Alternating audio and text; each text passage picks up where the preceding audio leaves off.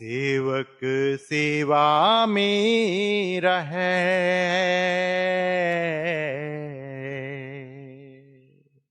सेवक कहिए सोई,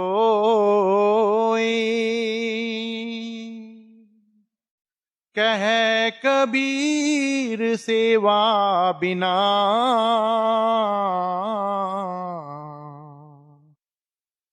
सेवक कबहू ना होई। सेवक सेवा में रहे,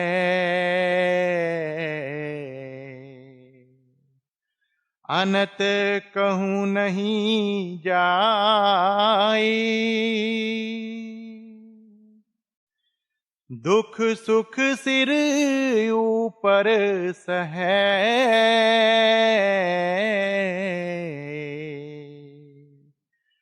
कहे कबीर समझाए।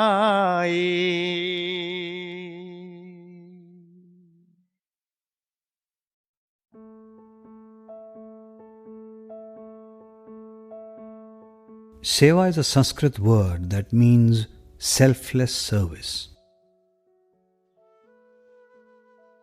The word selfless means being more concerned with the needs and wishes of others than one's self. Spiritual masters share their perspective that Seva is anything we do in a selfless manner.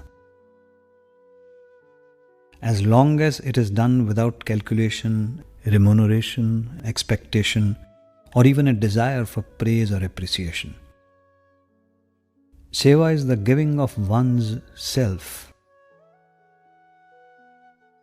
It has no boundaries. It is not limited to serving any institution and can be done anywhere, at any time, for anyone. Seva is a voluntary form of giving that becomes a way of life. Mystics have explained that selfless seva is like the love of a mother for her child. 24 hours a day, she attends to her child's physical, mental, and emotional needs. The child's happiness always comes ahead of her own.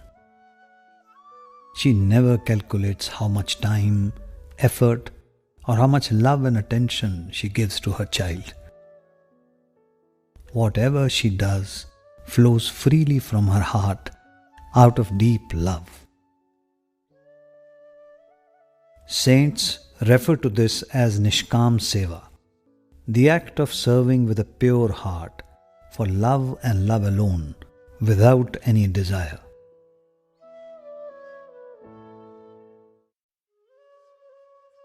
There are two distinct types of seva. Outer seva, which is the means, and the inner seva, which is the end. Saints of the mystic path teach us that the highest form of Nishkam Seva is meditation, withdrawing the consciousness to the eye center and attaching it to the divine light and melody within. This is the real Seva, the highest form of service. ਗੁਰਮੁਖਾਂ ਦੀ ਸੇਵਾ ਤੋਂ ਮਤਲਬ ਉਹਨਾਂ ਦੇ ਦੱਸੇ ਹੋਏ ਉਪਦੇਸ਼ ਉੱਤੇ ਚੱਲਣਾ ਹੈ। ਸਿਮਰਨ ਔਰ ਧਿਆਨ ਦੇ ਜ਼ਰੀਏ ਨਵਾਂ ਦੁਆਰਿਆਂ ਚੋਂ ਖਿਆਲ ਕੱਢ ਕੇ ਅੱਖਾਂ ਪਿੱਛੇ ਲਿਆ ਕੇ ਸ਼ਬਦ ਦੇ ਨਾਲ ਜੋੜਨਾ ਹੈ। ਜੀਂਦੇ ਜੀ ਮਰੋ ਅਗਰ ਮਾਲਕ ਨਾਲ ਪਿਆਰ ਪਾਉਣਾ ਹੈ, ਇਹ ਸਤਿਗੁਰਾਂ ਦੀ ਸੇਵਾ ਹੈ। ਜੀਂਦੇ ਜੀ ਮਰਨਾ ਕਿ ਸਿਮਰਨ ਔਰ ਧਿਆਨ ਦੇ ਜ਼ਰੀਏ ਨਵਾਂ ਦੁਆਰਿਆਂ ਚੋਂ ਖਿਆਲ ਕੱਢ ਕੇ ਅੱਖਾਂ ਪਿੱਛੇ ਲਿਆ ਕੇ ਅੰਦਰ ਸ਼ਬਦ ਦੇ ਨਾਲ ਜੋੜੋ, ਇਹ ਸਤਿਗੁਰਾਂ ਦੀ ਅਸਲੀ ਸੇਵਾ ਹੈ। ਇਸ ਸੇਵਾ ਦੇ ਜ਼ਰੀਏ ਅਸੀਂ ਸਤਿਗੁਰਾਂ ਦੀ ਖੁਸ਼ੀ ਹਾਸਲ ਕਰਦੇ ਹਾਂ ਔਰ ਆਪਣਾ ਫਾਇਦਾ ਕਰਦੇ ਹਾਂ। ਫਾਇਦਾ ਸਾਡਾ ਹੋਣਾ ਹੈ, ਖੁਸ਼ੀ ਅਸੀਂ ਸਤਿਗੁਰਾਂ ਦੀ ਹਾਸਲ ਕਰਦੇ ਹਾਂ। Through this selfless act of meditation, the disciple expresses his gratitude to the Lord. It enables him to tune in and increase his receptivity to the Lord's grace, making him profoundly aware of the Lord's infinite love.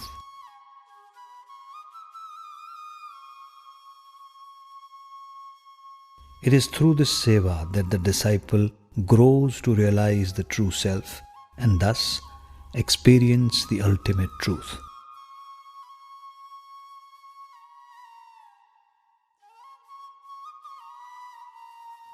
Guru Amar Das Ji explains, Eha seva chakri naam vasse man aaye.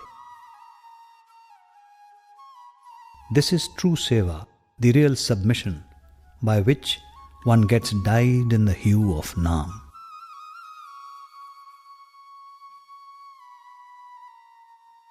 It is only through this seva that the disciple reaches a stage where he desires nothing but the Lord and loses his own identity, enabling him to merge into the Supreme Being.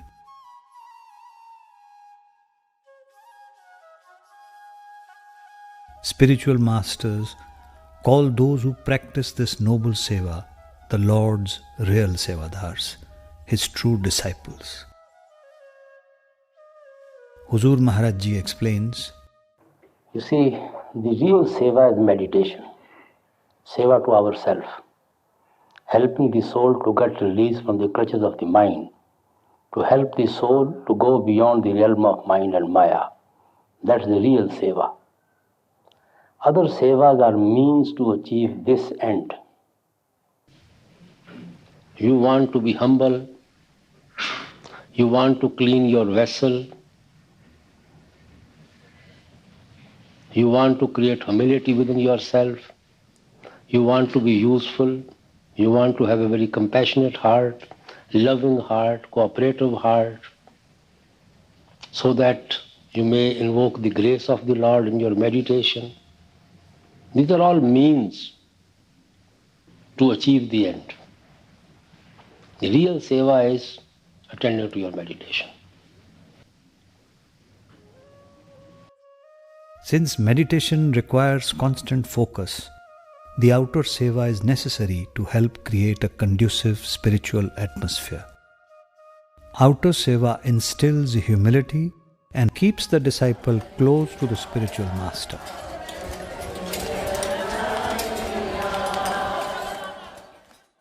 It inspires the disciple to do more meditation. The more he meditates, the more grateful he feels, the more humble he feels, and the more he wants to serve, both within and without.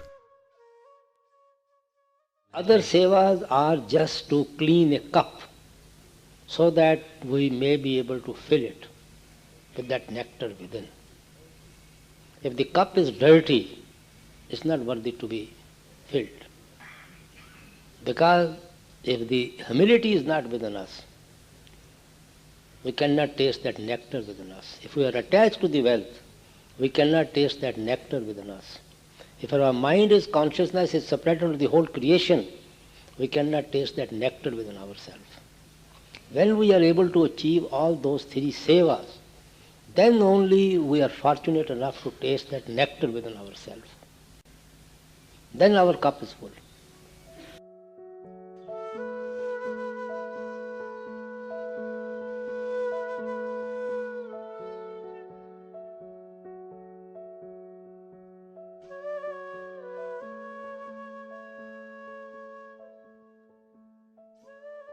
True mystics come to this earth with a divine and specific purpose.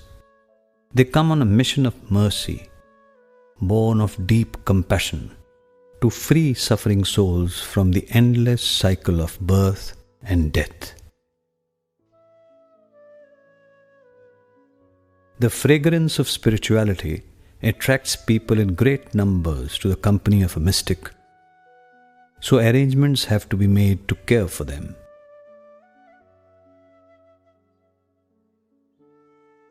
As crowds of seekers swell to the hundreds and thousands, countless details are managed by volunteers who assist the Master in his divine mission.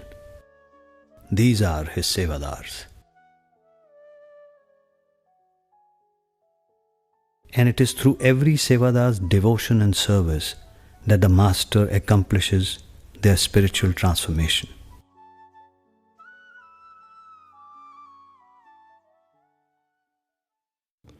Seva is a gift from the Master. And it helps us in so many ways on the path. It keeps us in his environment. And it helps us to forget ourselves. We think of others, we serve the Master. And helps us in our meditation. Seva is a drop in the ocean of love and help that God and your teacher gives you during your life. That is Seva. Seva actually is the elixir that makes the tree of love grows in your heart. That is Seva. Because love is the ultimate goal. Love is God and God is love. Babaji briefed me that any seva given to you is not of a chair that you are going to occupy. The seva or the sheds or anything, any infrastructure, seva is of the sangat. If the sangat is happy with you, I am happy with you. Otherwise, there is no idea of doing seva, leaving your house, coming here. And if my sangat is not looked after by you, I will not be happy with your seva. I think Seva is pretty much anything that you do without the I factor or without expectation of any return. Selfless service and Nishkam service that he talks about in satsang all the time. So it could be anything from helping someone cross the street to helping someone pack a bag groceries or looking after a little child if need be. It doesn't have to be within the institution of RSSB, but anything that you do wholeheartedly and openly to help others is seva. Somebody asked Babaji, you've always said that the most important seva is your meditation seva. What is the second most important seva? And Babaji said, seva towards your parents. And I remember Hazur's words as well. He said, we don't have the tongue to thank our parents, what they've done for us. They've raised us. We were there as parents for the children when they took their first steps. Why can't the children be there for us when we take our last steps? Seva to me is a rare opportunity to forget ourselves. It is the chance to lose yourself in the service of others, and especially on this path because you are, and I'm almost afraid to say this, but you are really not serving the Master, but you are serving his biggest treasured jewel, which is his sangat. Seva is the cornerstone of my life. It's the thing I relish and enjoy doing most of all, because it's a very practical way of bringing the Master and the path into your life. If you have that way of looking at things, that everything is given by him, when you're doing seva, that makes it absolutely real to you because he has given you this seva to do. So you do it with all your heart, with all your love that you can muster because you know it's for him. For me, I think seva is my anchor. It is what holds me steady and reminds me that the Master is always with me in every situation. It's what keeps me going through all the ups and downs that come before us in life. And I think I really wouldn't know what to do if I didn't have seva. So I think in one word, that's really it. It's my anchor. It's aside from the Master himself and the naam that he has gifted me with, seva is the anchor that holds me on the other side. So it's kind of like a balance. And seva is my deep gratitude to my Master for all his blessings. On a lighter note, seva keeps us out of mischief.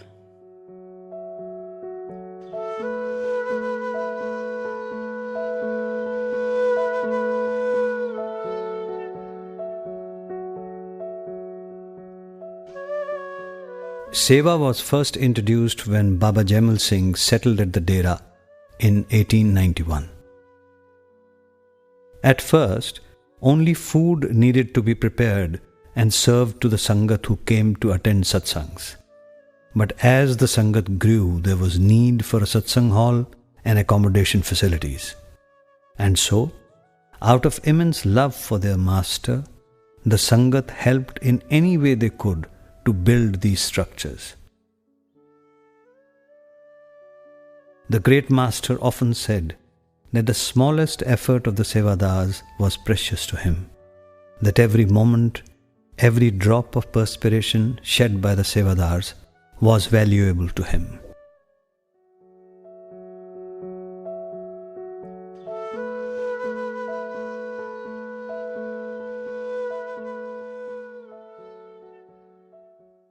During Baba Sawan Singh's time, Seva in Dera took a different form. In Dera, we didn't have any boundary wall at that time, so it was open from all sides. So a lot of disturbance was there. The people were coming in Tongas only. At that time, there were no transport system. So they were haphazardly keeping their Tongas and horses wherever they liked to. They tie their horses and keep it. So Maharaj Sawan Singh, he started what is called as Sawan League, in which Maharaj Charan Singh at that time, they were all youngsters at that time. So he was made the chairman or president of the league, and there were others. The interesting thing they told me was that whatever seva at that time was given by Babaji to these youngsters. So in their actual life, when they started working, they went into the same fields. Maharaj Charan Singh, he became Maharaji here.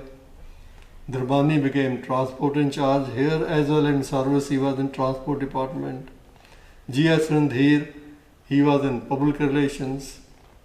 And Bhandari, of course, was looking after our Langa. Somebody was given to look after, let there be no dogs to shoo them off. So that became security part. Later on, during Maharaji's time, the Sangat increase was manifold. So it came into lakhs at that time. Earlier on, there were no sheds. So everywhere they used to put shamiyanas. Now, one kanat of shamiyanas is 18 feet by 36 feet.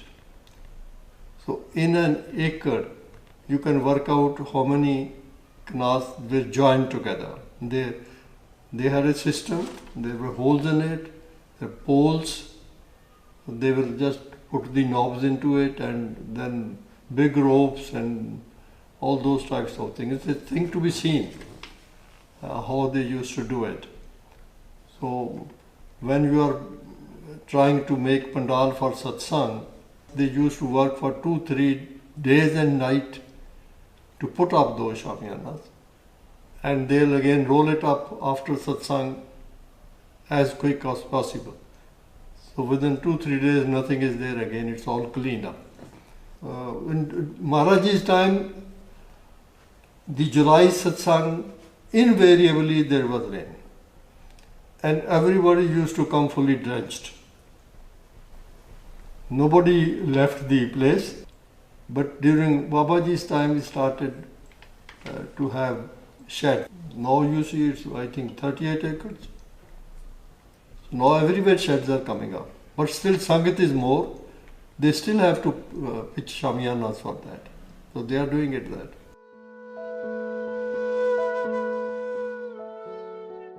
Mitti ki seva or earth-moving seva was one of the most memorable seva activities in the history of the Dera. It began in the 1960s when sevadars from all walks of life came together to carry baskets of earth to fill deep ravines. The objective was to level the land so that space could be created for the langar, satsang sheds and other facilities.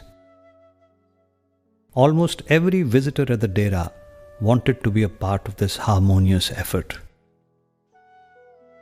There were days when there were as many as hundreds of thousands of volunteers.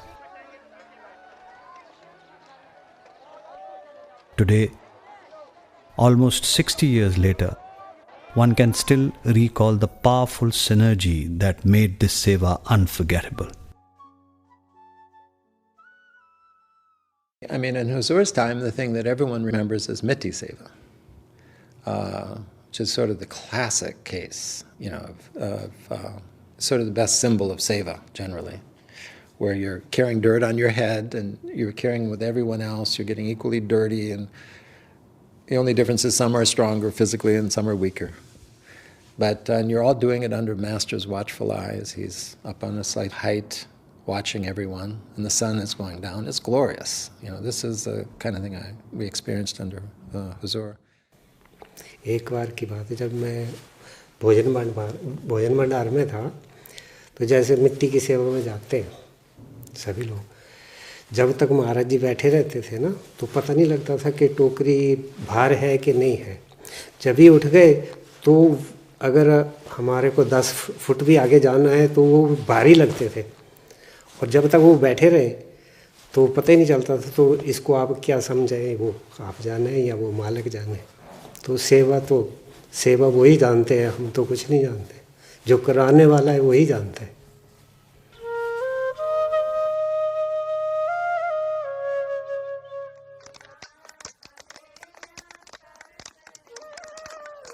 For over 100 years, Sevadars have served at the Dera under the guidance of the Byas masters, levelling land, building roads, and creating an infrastructure to support the ever-growing Sangat.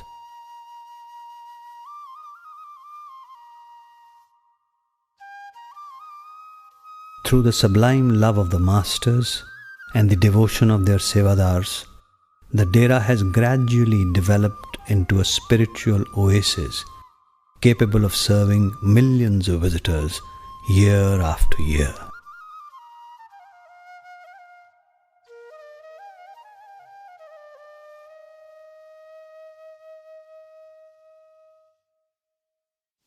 Seva comes from heart. It's not a compulsion with anybody. Not that you have to do it, but you want to do it. It must come from within. And there must be love in doing seva. There should be no obligation that you have to do it.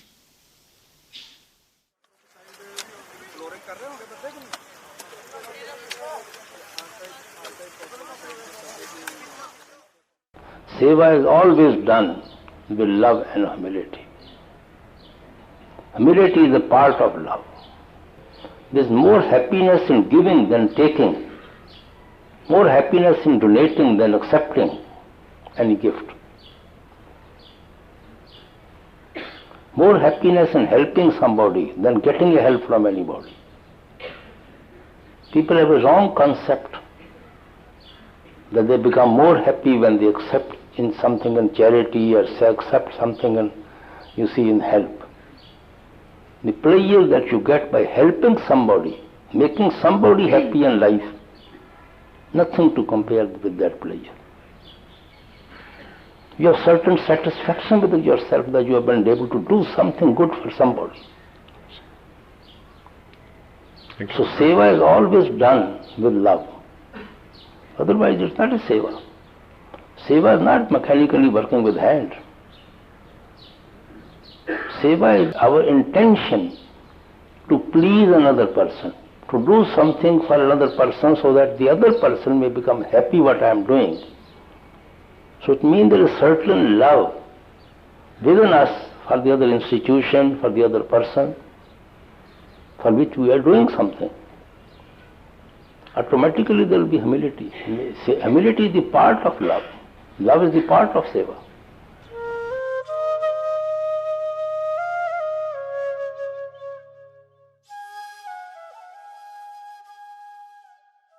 All seva activities revolve around satsang or spiritual discourses. It is the principal method used by the masters to spread the teachings of the saints. It is the reason thousands of sevadars work tirelessly day in and day out. Throughout the year, the master holds regular satsang programs at the Dera. In between, he also travels extensively within India and abroad, delivering discourses and holding question and answer sessions. At every satsang program, exhaustive arrangements are made to provide for the visiting Sangat, such as accommodation, food and water, medical attention, crowd control, transport facilities, sanitation, parking, security, child care, and initiation interviews. The Dera has a population of 7,000 residents, out of which 1,500 full-time Sevadars serve the Sangat throughout the year. During designated satsang weekends, the Dera's population increases to as much as 500,000. During these days, thousands of Sevadars from neighboring states volunteer to serve the Sangat. They are known as Jatha Sevadars. Their commitment to Seva is essential in keeping the Dera running smoothly throughout the year.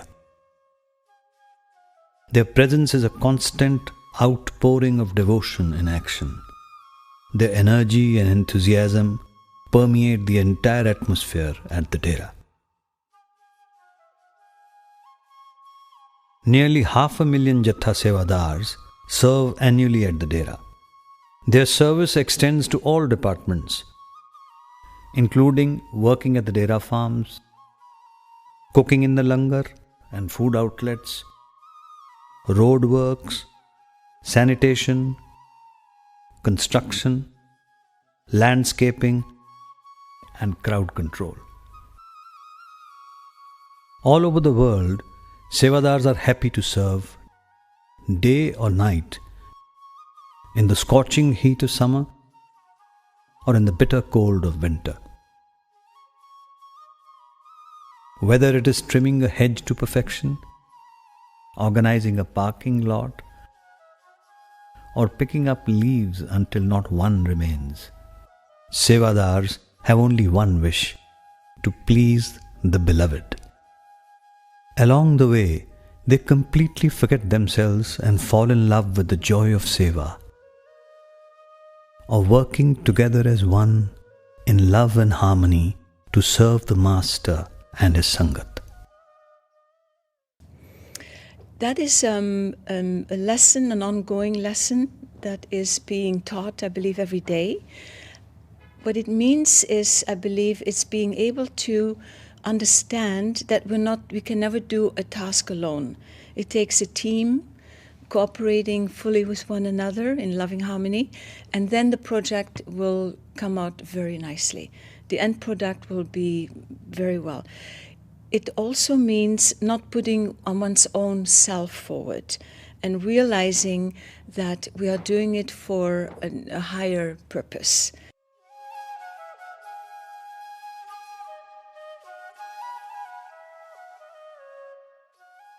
The excitement and anticipation begins as soon as the dates of an official satsang program are announced. Preparations for the event start months in advance.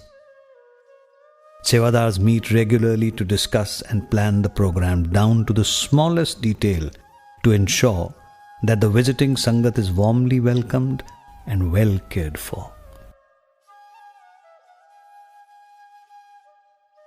This is Haynes Park in Bedford, UK. The Sevadars are preparing for Master's official visit, which is to take place in 6 weeks. The expected attendance is 20,000 people. Approximately 250 Sevadars have gathered today to put up a tent where the satsang will be held. It is a Saturday afternoon, and the volunteers have been looking forward to this weekend for several months. Trained by experts, they are ready to get started on this task. So what's involved in the 10th Seva is that it's firstly been going on for the past 24 years. It started in 1994 when the Master wanted satsang to be held at Haynes Park. Nobody had ever designed a structure of this size and complexity. It's 152 meters from the back of the stage to the bookstore, and this way it's 120 meters, and from the floor to the top of the roof it's 11.5 meters. The Sevadars have lovingly maintained it. Every weekend they come here, they open the fabric, they clean it, we repair it. We bring in the external company that made the fabric. They come here once a year for 2 days and they help us. They are only contracted to do a certain number of repairs. When they come here, they are so impressed with the Sangat that they are finding other things and saying, but this needs to be repaired and this needs to be, and you're saying, but that's not even in your contract. It doesn't matter, we will do it. And that's the sort of effect that they have when they come here. And it's not just the tent fabric. They see the whole mansion, the grounds, the way that they are treated, the way that they are served food. We are asking them, please have more, have more. And they feel that love and they come here and do so much for us. It's a very complex structure. It's not one where it's about brute force. It's about intelligence, thinking intelligently to put up this very complicated structure, but in a way that's safe.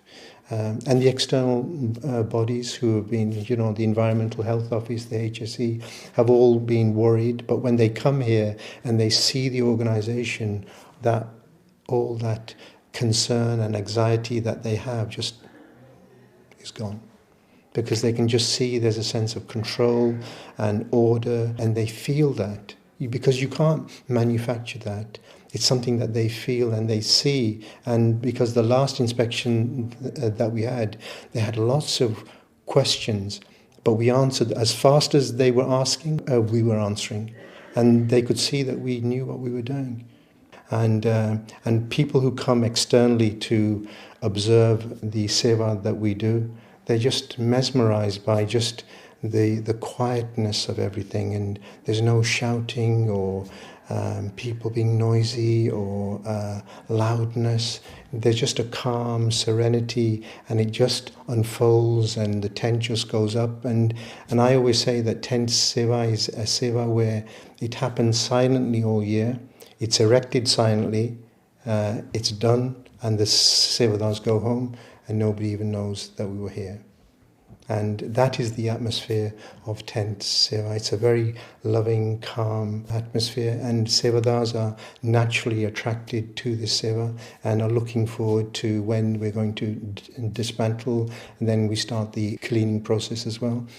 I mean, last year, Babaji came to see us on both sides of the tent, east and west side, and he just says just loving things that fills them with that desire to keep coming. He said, I've got the best team in the world. And when you hear things like that, and just little things, he'll walk on either side of the tent and he'll just say things just to make people laugh, and he's just so loving, and he's said things like, there's a lot of harmony in tent, and you feel that harmony. And there was one year when behind the stage where Babaji comes into the tent, the fabric ripped, and it was a really dangerous rip. And I'm praying, and I'm saying, Babaji, I need you now. Please hold that fabric. Anyway, Master came out of his house, Gamal turned right, Babaji turns left. On his own, he walks up to that point, looks up at it and goes, and then walk back. There have been so many occasions like that where we've needed him, and whether he was on site, off site, doesn't matter. He's always been there. The thing I've learned in Seva is that leave it to the Master. If you keep him in your mind at all times, from the moment you start your Seva to the time it finishes, he'll be with you.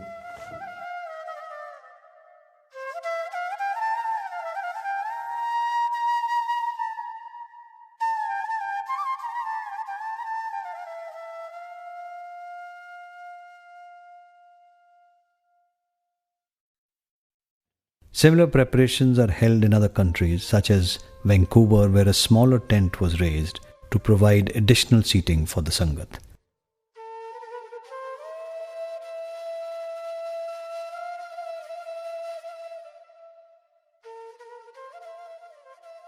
Recently, at the Vancouver and Petaluma centers, one of the greatest challenges that the Sevadas faced was the weather. Months before the event, persistent heavy rain produced a huge amount of mud and standing water.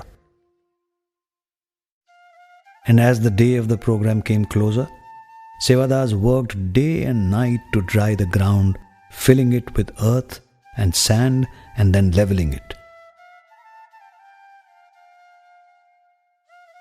Other areas were filled with wood chips and pebbles. 2 days before the event, just when the grounds were finally dry, it rained harder than ever, requiring the entire process to be done again. It was a huge setback, but the team of Sevadars faced the challenge together, head-on, and enjoyed every moment of working through the night to complete the Seva. Night 10 o'clock, 10:30, we were trying same thing. It's always great. We want to serve the Sangat. This opportunity will never be. At this one we did it 4th time. And tomorrow we might not be here to have another go. So we enjoy the moment. I mean, you could take here in Petaluma, for example, this weekend. You know, there was the rains, and it looked for a while like they weren't even able to put the thing on. You know, the disaster had struck. But they didn't lose heart. The master had said it would be all right, so they put faith in that. But that's not enough. You actually have to make it happen in a physical way. And they went ahead and did it. And they found 100, resources to means to sort of solve the problem of this, very difficult mud, the standing water. And they overcame it with courage, actually, courage and determination. Their willingness to work all night, confident that they could do it. It was a beautiful thing. In 2014, when he was here last day, he was going, when he's talking to Sevadar, Babaji, and one guy just said, Babaji, are you happy with our Seva? I said, I'm very happy. Maharaj is very happy with all of you. Do not leave Seva, don't ask for it. Whatever you get it, do it with love and devotion.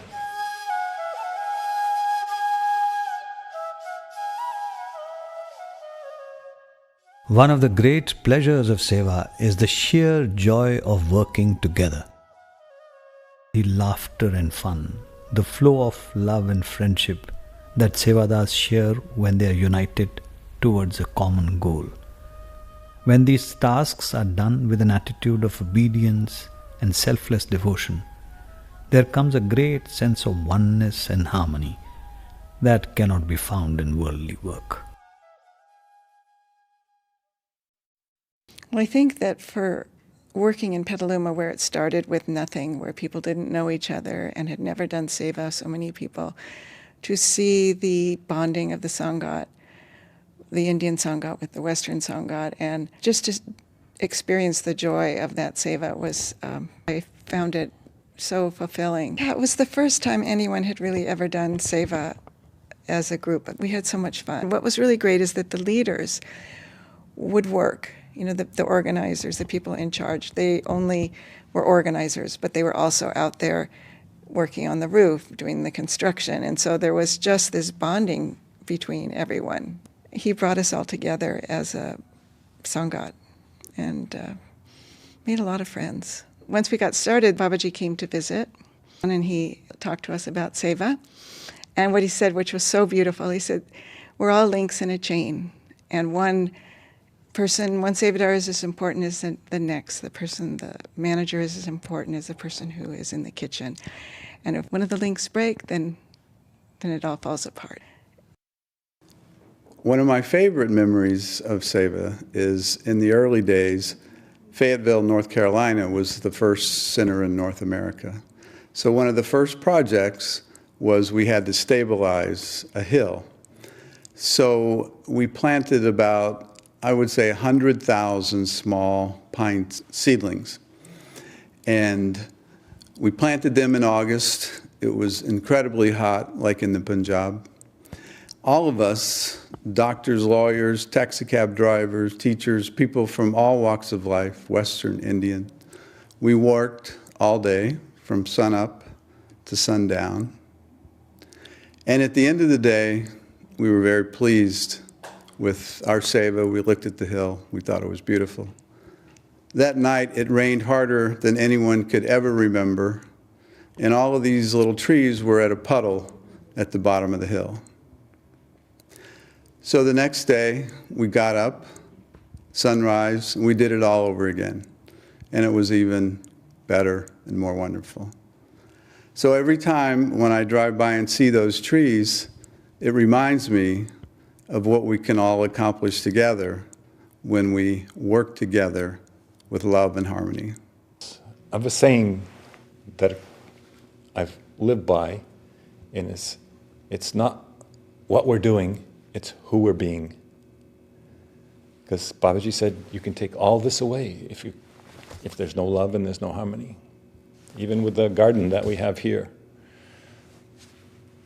I was walking with Babaji one time and said, major crop that we have here is harmony. We want to grow harmony first.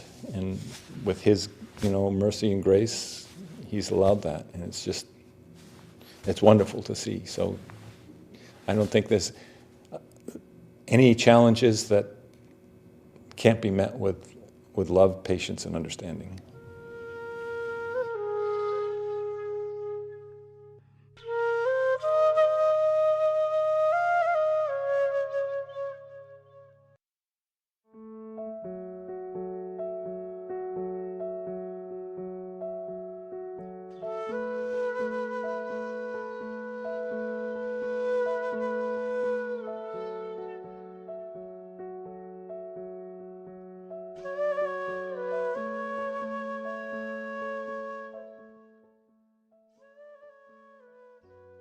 Before any satsang program begins, a Sevadar meeting is held and everyone is reminded about the importance of Seva. आपको शांत रखना है।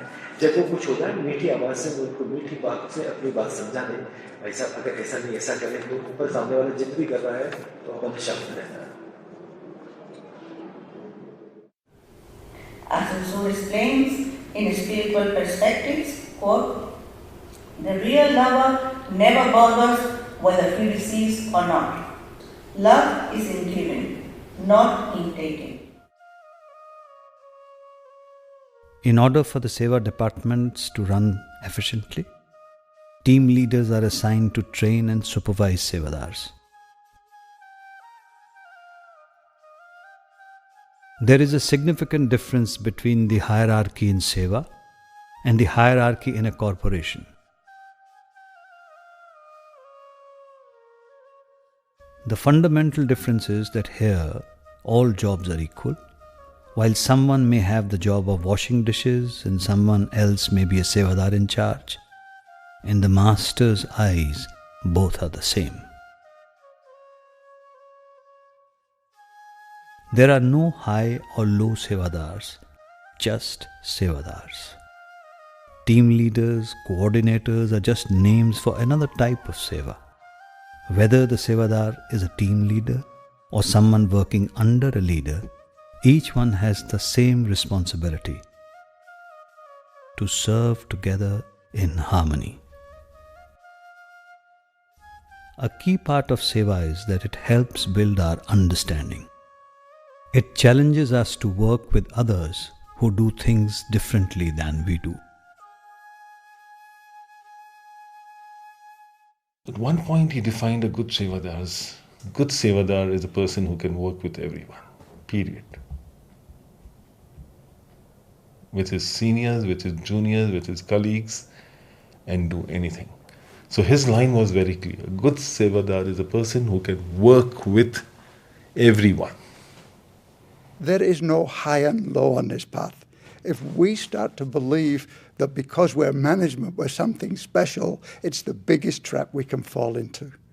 The lovers of the Lord are the ones that do their seva with Simran, meditation, and love of Master. They're the true Sevadars. If we try and show that I'm in charge, I'm the one who's calling the shots, it's not possible. We are a team. And it's teamwork that helps us. Because individually, we can do nothing. But teamwork and harmony are what help us. We can move mountains. And the Master likes that. He likes teamwork and harmony. And one has to be a good example. There's no question of trying to be bossy. We all are his Sevadars. As a Sevadar doing an action, you have to listen and compromise what you might feel. Even if you see this might be a better way to do it, if your in charge has told you you should do it this way, you should do it that way. So I think obedience is a very tough lesson for all of us, but it's the most important one because ultimately that's what we want to do, is be obedient to the Master. It doesn't matter where we're working. It doesn't matter what we're doing. It doesn't matter what seva we're given. It's an opportunity for us to glow. It's an opportunity for us to share with our brothers and sisters, for us to create an atmosphere of love and harmony, because that is all that matters. Nothing else matters but that. The work, he can take it from a stone. We are all working together for one purpose, to make the Master happy. We are all in the same boat, going to one destination. So we have to work side by side, shoulder to shoulder.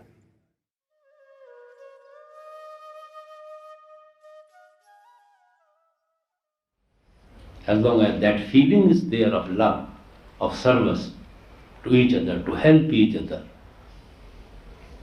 there can be no problem at all.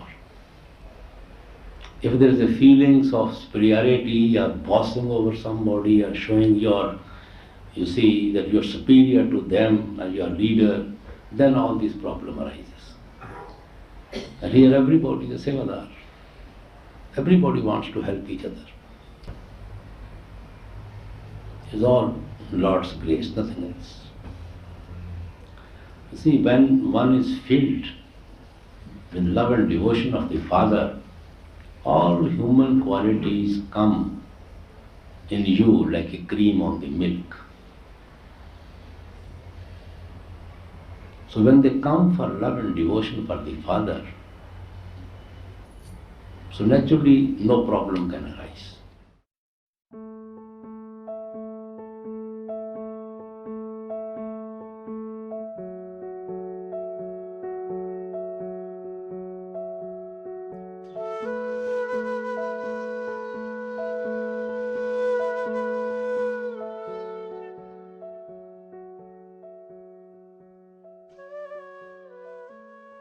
Every satsang center, based on the size of the property, does its best to cater to the needs of the visiting Sangat.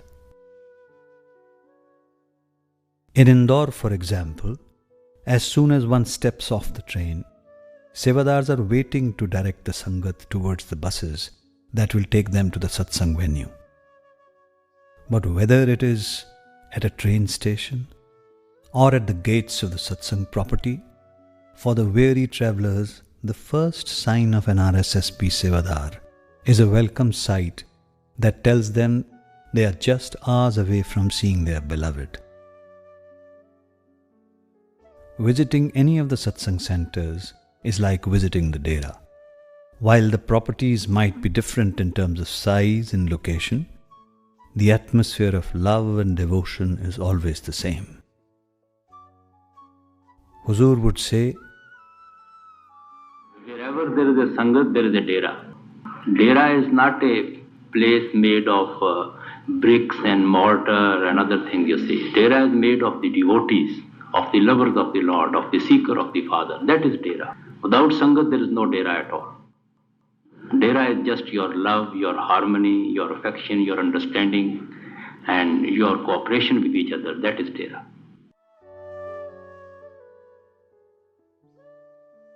in the centers throughout India, whenever possible, provision is made for the Sangat's accommodation to be on the property during the satsang program. At the accommodation department, visitors register and space is allocated to them.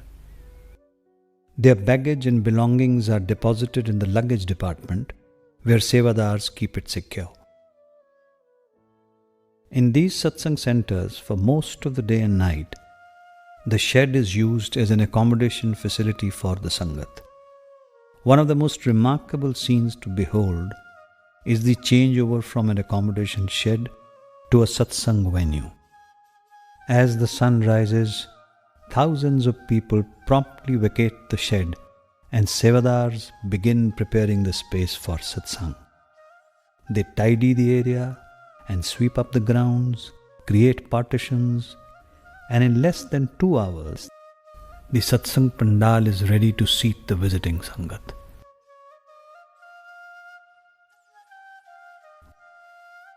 Thoughtful consideration is given to the elderly and members of the Sangat with special needs. A special accommodation area is designated for them, where Sevadars are available round the clock to help feed them, help them take their medication, take them to satsang, or just provide company for them. सेवादार बहुत अच्छे रखते हैं हमको और रात में कभी सोलेट आते हैं तो ले जाते हैं गाड़ी से और जो भी हम कहते हैं वो सेवा तैयार है हमारे लिए। घर पे सदस्य कभी गुस्सा कर देते हैं लेकिन ये नहीं करते हैं, ये बोलते हैं ये अपने बच्चे से अपने पिता से ज़्यादा रखते हैं अच्छे।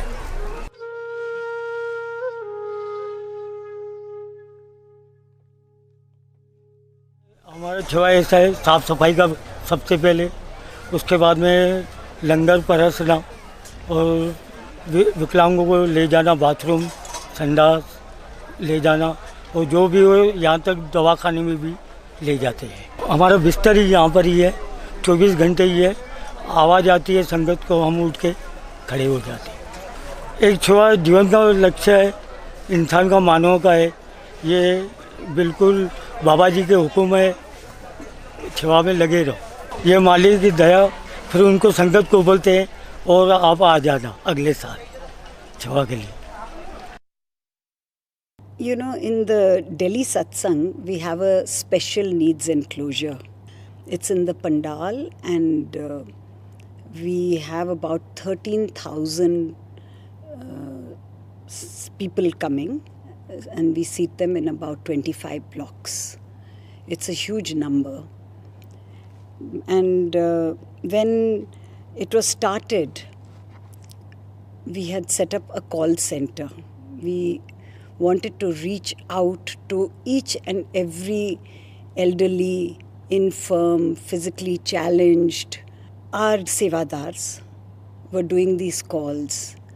And there are instances when these sevadars were silently crying at this end of the line, talking to an elderly person at the other end, because they had not come for satsang for 10 years, some for 15 years, they had not had darshan.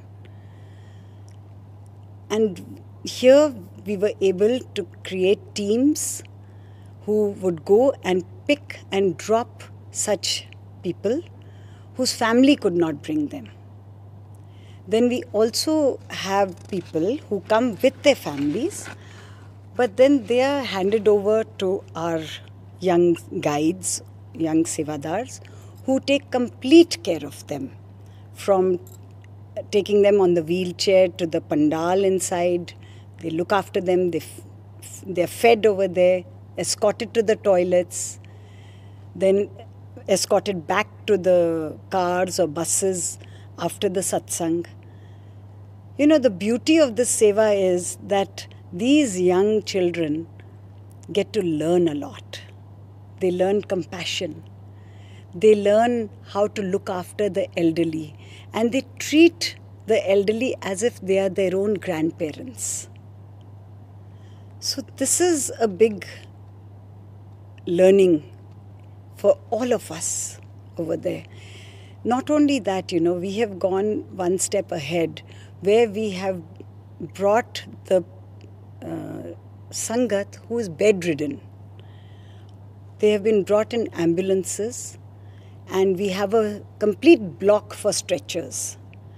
In the last satsang in Delhi, we had about 100 such people who came on those 3 different days. And they were picked up from home by ambulance, brought there. We have extra medical arrangements made for them. And these young children look after, their attendants are of course there with them with the stretcher cases. But it is a sight to behold. And they are so grateful. There is a case I remember where a daughter was contacted for the mother, and the daughter said that my mother doesn't speak at all. She's in such a bad condition. But now that you've asked, and I asked her, would you like to go for satsang? She nodded vigorously. So, but I cannot bring her because I cannot climb down 3 floors with her. I can't carry her. So the call center people told them, no, we will pick up and we will bring you and your mother. She was overwhelmed. The Sangat gets overwhelmed with such calls, and they feel that Babaji has remembered us. They feel that he has called them. आज घड़ी अत पावन भावन राधा स्वामी आए जगत चितावन जिनके ग्रह प्रेम पग तारन तिन जीवन का करे उबारन राधा स्वामी शब्द मनावन सुरत चढ़ी देखा cut Chandan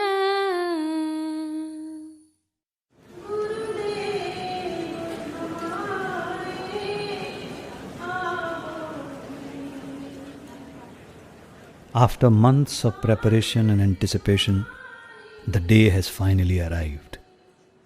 Satsang.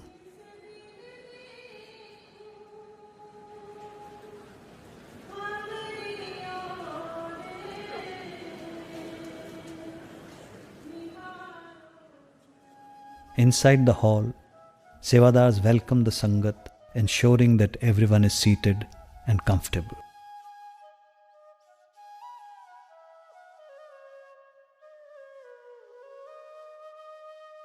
At international centers, Sevadars also arrange round-trip shuttle services from the entrance to the satsang venue to assist the physically challenged.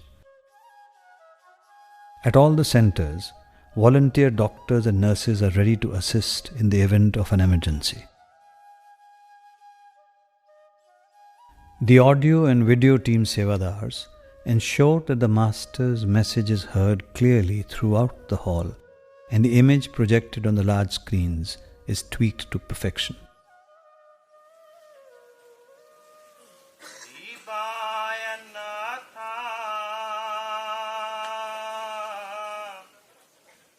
Shabad singers create a peaceful and devotional atmosphere in the hall. Aavo sajna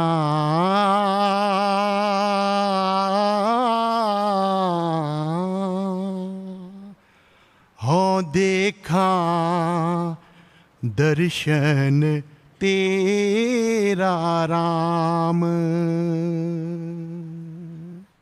Finally, the Sangat waits in silent anticipation of the Master's arrival.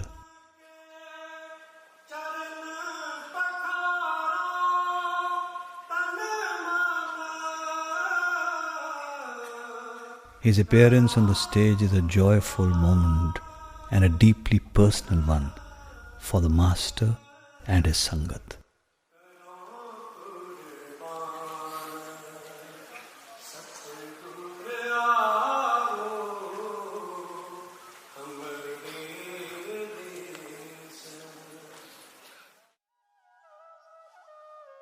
On certain occasions, the Master gives satsang for about 90 minutes and at times has question and answer sessions to further explain the teachings of the saints.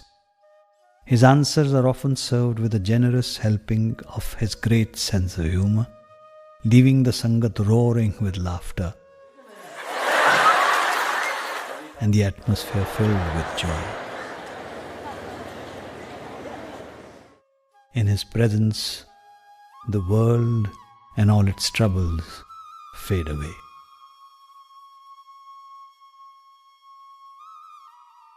At the Dera and in many international centers, Sevadars simultaneously translate satsangs into different languages. Es su principio empezó por el Sadguru, por el Maestro. Por eso quiero sacrificar. In some centers, a special area is designated for the hearing impaired. In most international centers, during the satsang, a family area facility is available for children under the age of 10. Although a parent or guardian accompanies each child, Sevadars are present to create a secure environment. In most centers, headsets are available for parents and guardians, providing live audio streaming of Master's satsang. Sevadars also provide entertaining activities for the children. They grow hundreds of chilies, so in that small patch.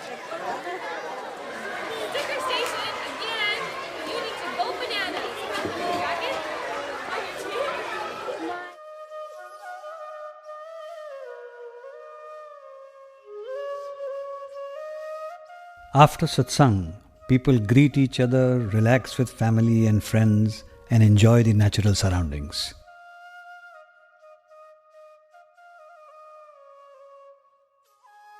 Books, audio CDs and videos are available for purchase at a nominal cost for those interested in learning about the Santmat way of life. Information counters are easily accessible for those who need assistance of any kind. In several international centers, during the official satsang weekends, packed lunches are available for the Sangat to purchase at a subsidized cost. Sevadars start preparing these lunches at 4 a.m. They defrost and then heat wraps in the ovens so that the Sangat can receive them warm and ready to eat immediately after satsang. At Haynes Park, approximately 15,000 packed lunches are prepared each day for the Sangat.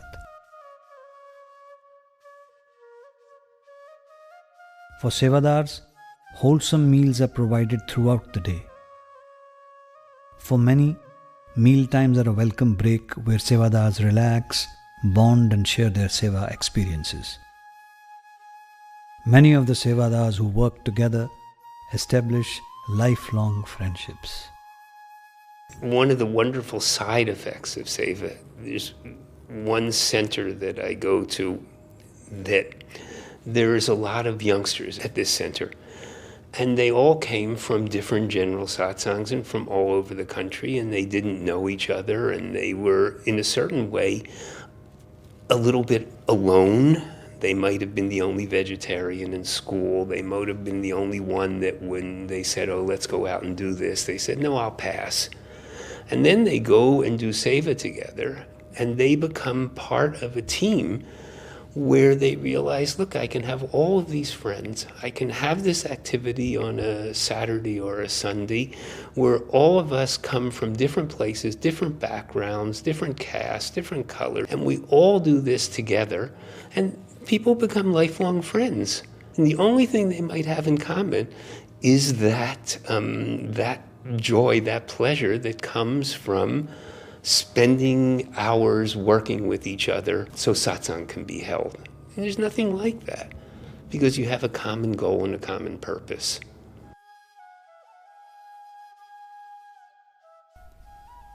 Food outlets are one of the busiest areas of Seva activity at the Dera. At the langar, throughout the day and night, Sevadars constantly fuel the ovens as meals, snacks and thousands of chapatis are made. Tea is prepared and utensils are washed. Day and night, hard-working langar Sevadars sing shabads and thoroughly enjoy preparing food together for their master's sangat.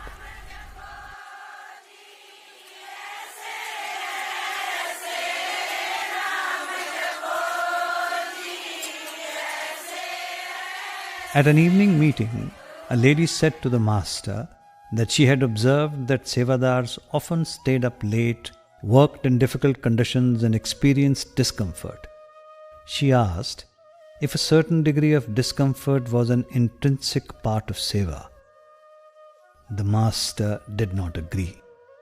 He said that he didn't think the Sevadars would agree either. They would say, "What discomfort?" And he added, if anyone should try to remove that seva and its discomforts from them, they would refuse. He spoke of the sevadars who cooked chapatis in the langar in the month of June.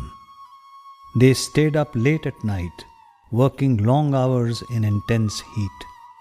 But he said, when he went around the dera at 2 or 3 a.m., many of them were sitting in meditation.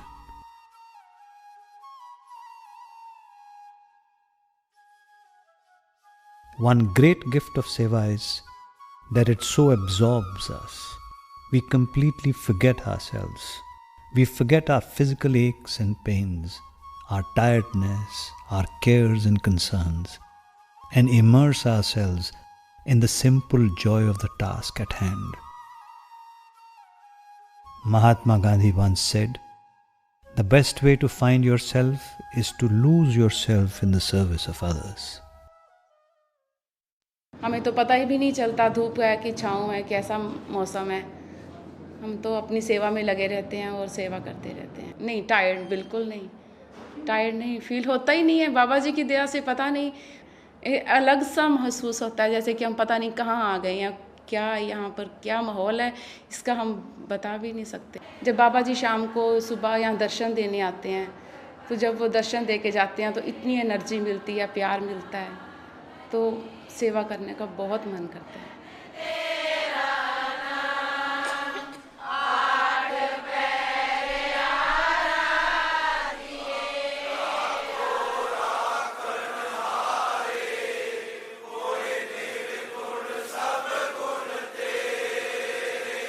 सेवा एक ਇਹੋ ਜਿਹੀ ਚੀਜ਼ ਹੈ ਜਿੰਦੇ ਨਾਲ ਅਸੀਂ ਸਾਡਾ ਤਨ ਮਨ ਠੰਡਾ ਹੋ ਜਾਂਦਾ ਹੈ, ਜਿੰਦੇ ਨਾਲ ਕਰਨ ਦੇ ਨਾਲ ਸਾਨੂੰ ਬਾਬਾ ਜੀ ਦੀ ਜਿਹੜੀ ਖੁਸ਼ੀ ਮਿਲਦੀ ਹੈ ਉਹ ਅਸੀਂ ਬਿਆਨ ਹੀ ਨਹੀਂ ਇਸ ਚੀਜ਼ ਨੂੰ ਕਰ ਸਕਦੇ। ਬਾਬਾ ਜੀ ਨੂੰ ਉਹ ਇੱਕ ਚੀਜ਼ ਹੀ ਚੰਗੀ ਲੱਗਦੀ ਹੈ, ਨਿਮਰਤਾ ਤੇ ਡਿਸਪਲਿਨ। ਅਸੀਂ ਸੇਵਾ ਤੇ ਆ ਕੇ ਸਾਨੂੰ ਇਹੀ ਚੀਜ਼ ਸਿਖਾਈ ਜਾਂਦੀ ਹੈ ਵੀ ਸੇਵਾ ਕਿਵੇਂ ਕਰਨੀ ਹੈ, ਸੇਵਾ ਦੇ ਵਿੱਚ ਰਹਿ ਕੇ ਨਿਮਰਤਾ ਕਿਵੇਂ ਪੈਦਾ ਕਰਨੀ, ਕਿਵੇਂ ਕਿਸੇ ਦੇ ਨਾਲ ਬੋਲਣਾ ਹੈ, ਆਪ ਤੋਂ ਵੱਡੇ ਦੇ ਨਾਲ ਤੇ ਆਪ ਤੋਂ ਛੋਟੇ ਦੇ ਨਾਲ।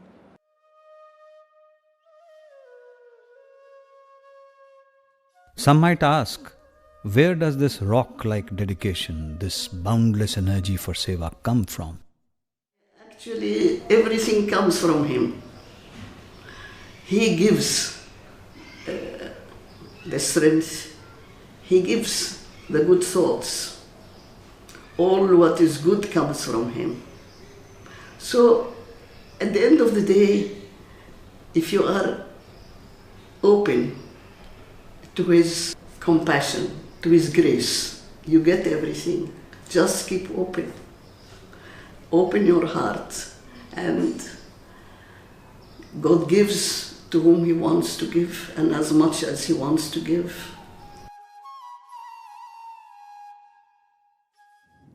There is an anecdote that comes to mind of Hazur Maharaji during the time of the eye camp. And he brought Dr. Power to the evening meeting with the Westerners. And he introduced Dr. Power. He sat him next to him. He said, all are quite familiar with Dr. Power's name. He is associated with our eye camp right from the inception. He is dedicated to the cause of eliminating blindness. He is well-known eye surgeon, nobody can doubt that. Over and above, he is very humble. He is very lovable and a kind person. He is unconscious of his greatness. I have nothing else to say. That was a beautiful moment in the life of a Sevadar that had given everything, completely forgotten what he was about. And the Master saying he is not even conscious of the greatness of his service.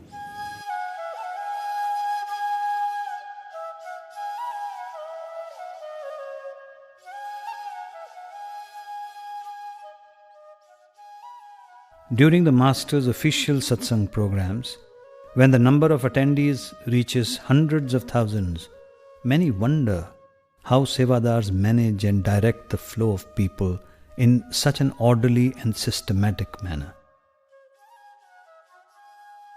Crowd control, security and traffic Sevadars are seen everywhere, young and old, men and women, guiding the flow of pedestrians, directing traffic, preventing bottlenecks, ensuring that everyone is safe. Some years ago, a newspaper article reported that the Delhi police sought crowd management tips from RSSB Sevadars after witnessing the smooth flow of traffic during the satsang program.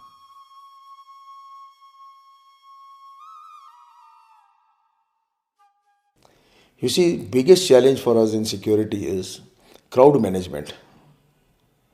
Today here you must have seen, we have handled Sangat of around say 4 lakh plus at times. How to handle this crowd? When they have to enter inside the satsang, when they come out, entry, exit points, when they go for langar, canteen, sanitary problems, everywhere you will find security sevadar standing there. And this is not a small thing, handling such a big crowd. You see, you must have read, you must have seen it many times. There's a small gathering, things have not been managed properly, there's a stampede, there are so many deaths. And in our organization, it's all thanks to Babaji, there has not been a single case like this. Well, at least in my career of so many years, last 55 years, 60 years about, I have never seen any such a case. We've gone through many such times when there have been problems, but with His grace, everything has gone well. We enjoy doing Seva. Otherwise, we would have spoiled half our life in all these worldly things and all. Now at least we are away from those things. Life is full of tensions, Only the days you are here in satsang, Seva, you are away from your tensions and all.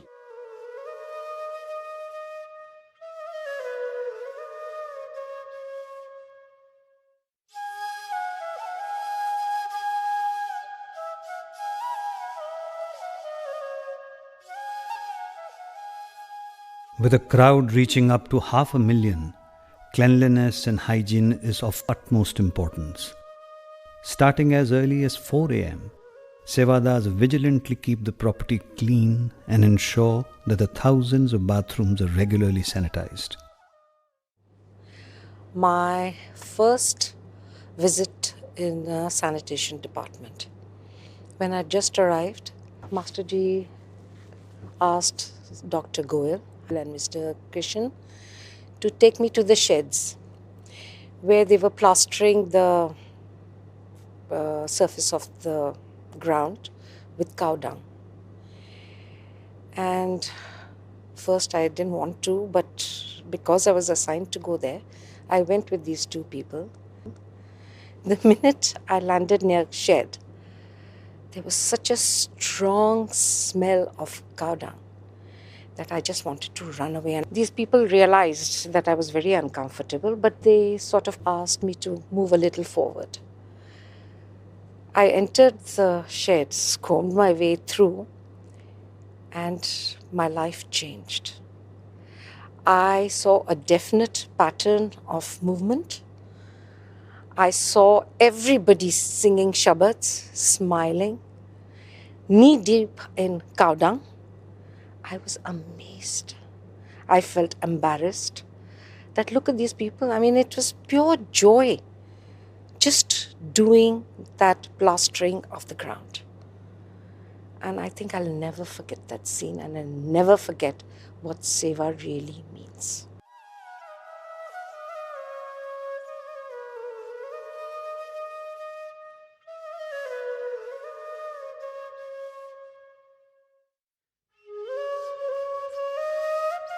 One of the most inspiring Sevadars at Dera was Masterji, head of the sanitation department for years.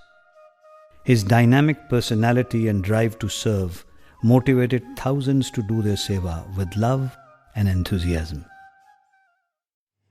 I distinctly recall a patient, one of these summer mornings, a man wrapped up in a kambal, a blanket, was left outside a hospital gate. Masterji went there, and when he opened up the blanket, there was this man who was delirious because of high fever. And there was a strong odor there, which was coming from his right leg, which had a huge sore covering the leg. And there were maggots crawling all over it. And people who were standing around, they moved back a few steps when they saw this patient. But Master Puran Singh just picked him up like that, with great care, love, affection, holding him next to his chest and brought him into the hospital, where we cleaned up that wound with Sevlon, removed the maggots. Then we took him to the bathroom which was there, gave him a shower, and then he was admitted to the medical ward. And a few days later, his fever came down, and his maggots disappeared and his wound started healing. Because whenever there was an issue with a patient in the emergency or on the wards or in the OPD, we would always call for him, call Masterji, there's a situation here. And he'll be there within minutes. And everybody wondered, does he ever sleep? Because he never asked for his second in command or, off time. And we were not able to catch him sleeping, because whenever he was not actively running around, he would sit down and wrap himself with his pagadi, his turban, and so that the legs were pushed against his chest, and he will just sit in meditation. So he was a great source of inspiration, not only in terms of tenderness and compassion to patients, but also to utilization of whatever spare time you have for meditation, rather than going to sleep or relaxing yourself by watching TV or something like that. See, the best part of rotation was I started with Seva under Master Puran Singh. Their work, Seva would start at 2 a.m. and end at 6 p.m. And they were all never out of energy and full of mud. And the amount of effort they put in and whatever I saw was amazing. He used to motivate the Sevadars. He would talk about Babaji's grace and motivational stories of saints. And then he just had a way of putting the words across, and he'd just say, go, and people would just keep working. And he used to lead from the front. When I was there, I was probably just doing half the seva what everybody else was doing. I lost about 3 kgs in about a week. So that's not bad, Later part, when near his end, during those days, he was terminally ill, but he didn't give up his seva. If he'd gain consciousness in hospital, he'd want to come and report for duty. So that was very humbling. So I just hope the next generation and our generation can even be a fraction of what the seva all these people did.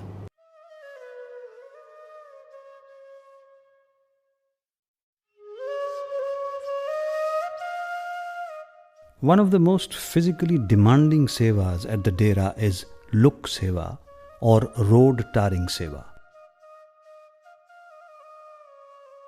During the hottest months of the year, where temperatures rise up to 48 degrees Celsius, thousands of Jatha Sevadars come together to help build and resurface roads.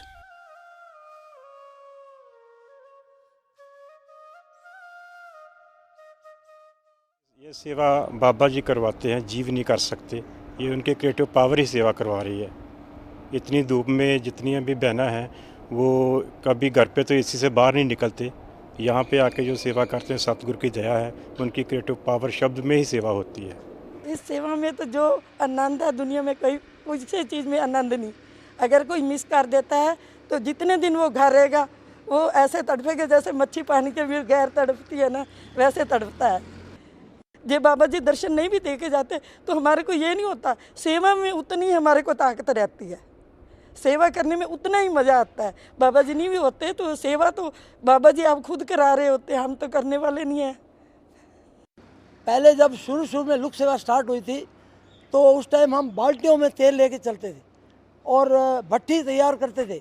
250-250 metre पर tank लगाते थे, उसमें बाल्टियों से तेल लेके जाते थे। आज तो बाबा जी ने इतना बड़ा प्लांट लगा दिया, इतनी बड़ी रहमत कर दी, हम बयान ही नहीं कर सकते। बहुत ही खुशी मिलती है हमें। सवेरे 5 बजे से बाबा इतना खिलाते हैं। सवेरे 5 बजे पहले नाश्ता आता है, फिर 8 बजे नाश्ता आता है, फिर 10 बजे हजूर महाराज के टाइम महाराज जी आकर कहते थे इनको लस्सी भी देना, शिकंजी भी देना। मतलब इतना खाने को देते हैं बाबा जी, इतना खाने को देते हैं। हम घर जाते हैं तो हम मोटे होके जाते हैं, हमारा वजन बढ़ जाता है। घुटने भी रिप्लेस हो गए, दोनों घुटने भी रिप्लेस हो गए। फिर भी मैं, साहब को पता है, मैं सवेरे 5 बजे आता हूँ, रात के 7 बजे तक बाबा जी सेवा करवाते हैं। कोई थकान ही नहीं आती।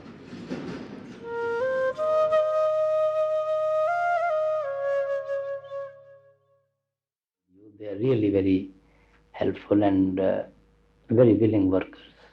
It is just to see to believe how they feed so many people and how they toil and work day and night and without any obligation to anybody. I even don't know who works and where they work and when they work. They just come, take their duties and do their work, pack up things, lock them, and then go back to their homes and come again next satsang.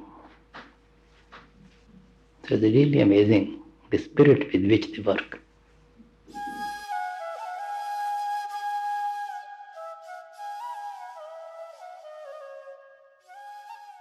I remember hearing Babaji proudly speaking of his Sevadars when he worked against all odds to build a shed for refugees in Kashmir.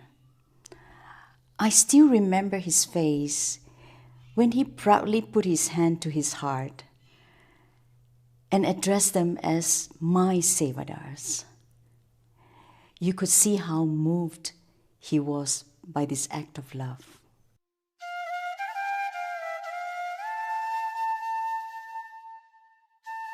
Someone once asked the Master, why satsang properties are being acquired all over the world?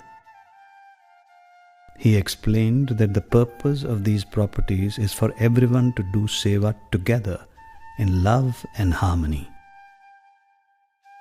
To learn not to hurt each other's feelings, to support each other and help one another.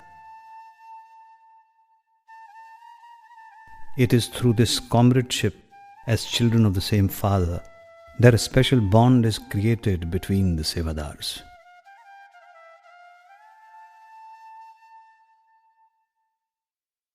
When Babaji came here to tell us that we had successfully negotiated for this property, for this study center, he said, "You're not building a building, you're building a community."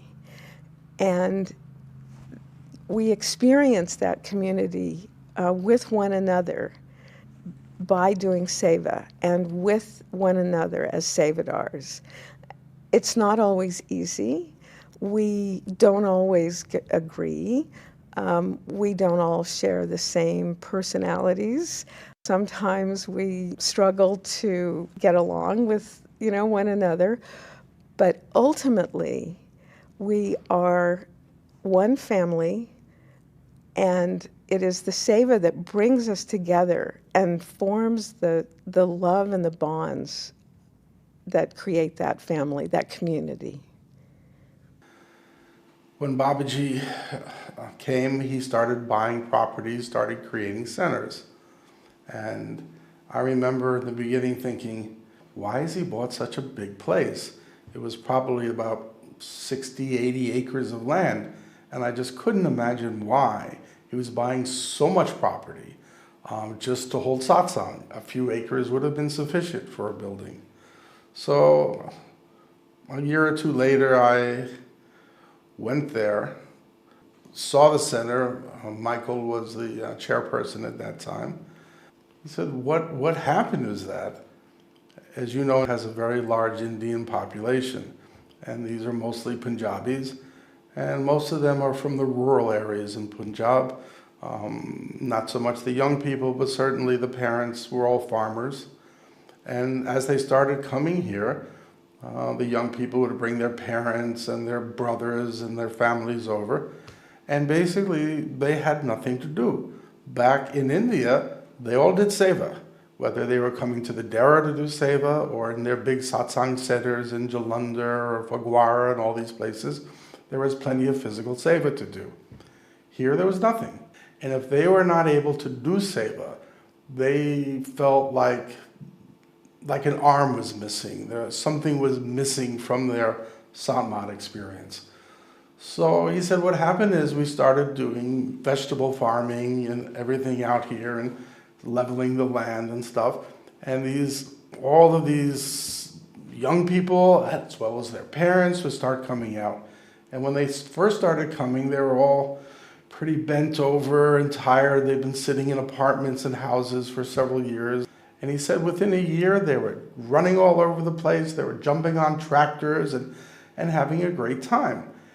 And he said it just gave new life to the whole Sangat.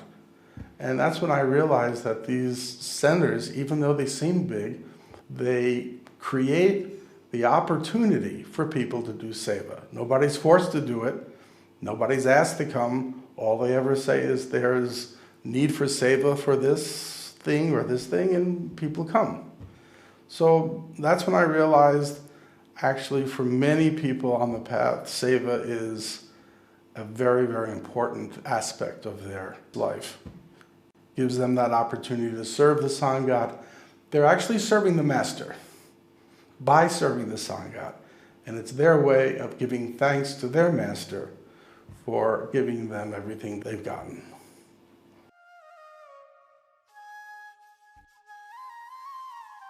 A beautiful metaphor was described by a Sevadar during the construction of a study center.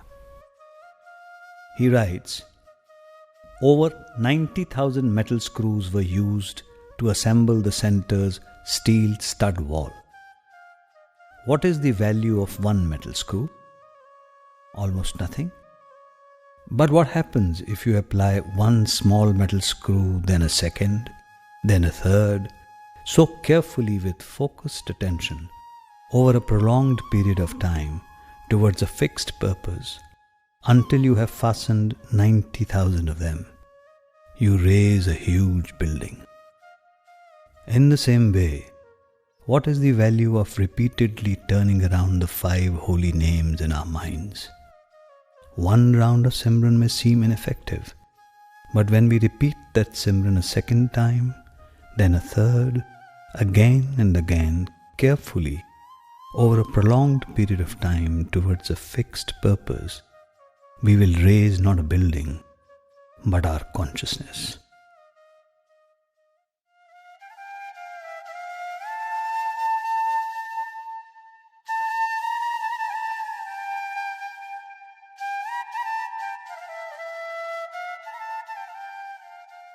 Perseverance is a necessary virtue on the spiritual path.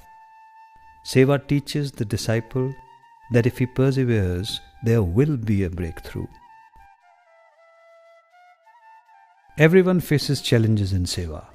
When one's patience is tested and the temptation to give up is hard to resist, it is during these times the disciple learns to persevere. This is when one develops the mental muscles of quiet resilience and strength of will. This is why the masters say everyone needs Seva. And that one is able to do it is an immense privilege.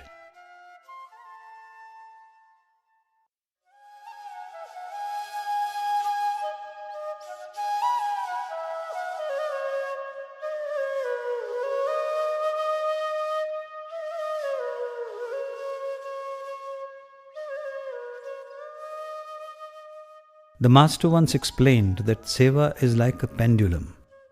There are times when the pendulum swings to one side and everything is bliss. It is perfection, it is love, it is focused on the master. And then there are times when the pendulum swings to the other side, when the Sevadars are not on the same wavelength. Love is a distant memory and Seva is not enjoyable. Only the master sees the big picture and knows it will all work out eventually. It is a necessary part of spiritual growth to learn lessons in patience, tolerance, and faith. But it is during these ego-crushing phases of Seva that one learns the most important lesson of all: humility. As a Sevadar, anyone first and foremost should have the faith and know that no matter what, he is watching, whether he's there or not at that point in time, but he's definitely watching. Have the faith, or yaqeen, which we say or talk about in satsang, that bharosa and trust, and know that you're doing it for him, you're doing it for the sangat, you're doing it for his love and nothing else. And you have to let go. You have to remove the I of the I, basically, and just let go and forget about everything else. A Sevadar once asked Huzur, if we notice we are developing pride when we do Seva, should we give up that Seva? Huzur replied, You should give up that ego rather than Seva. Seva will help you to create humility sooner or later. But give up the ego which you think is attached to your type of Seva. By running away from the situation, we don't solve any problem. We have to tackle the situation. Sevadars might sometimes think that a particular Seva has been given to them because of their capability, talent, or level of education. They might even pride themselves on virtues they believe they might have. But the great master used to say, if the Lord wants, he could make even stones do his work. One of the biggest lessons I learned was years ago. I was given a seva to stand by one of the entrances where the people were all coming into the satsang during one of the big satsang weekends. And my job was very simple. I was standing at the top of the stairs and dividing the crowd as they came in, gents to the left, ladies to the right. That's all I did. And Sevadar came up to me and said that Mr. Mehta wanted to speak to me, and can I please come right away? And I said, okay, fine, get somebody to take my place. And he said, no, don't worry about it. We'll cover it. We'll take care of it. You just go. I said, okay, fine. So as I walked away, I looked back just to see that somebody had taken my place. And I watched the Sevadar pick up a tall potted plant from the wall and put it right where I was standing. And it's that point I realized that the Guru can get his work done even by a potted plant. That none of us are indispensable. Well, when I first started Seva, Babaji said, if you remember these 4 sets of instructions, you will always do well. The first one was, let there be grace in your Seva. In other words, decorum, dignity, compassion. Secondly, don't abuse your position. The third one was, do what's in the interest of the Sangat as a whole. And the last one, always remember to remove the individuality from your seva.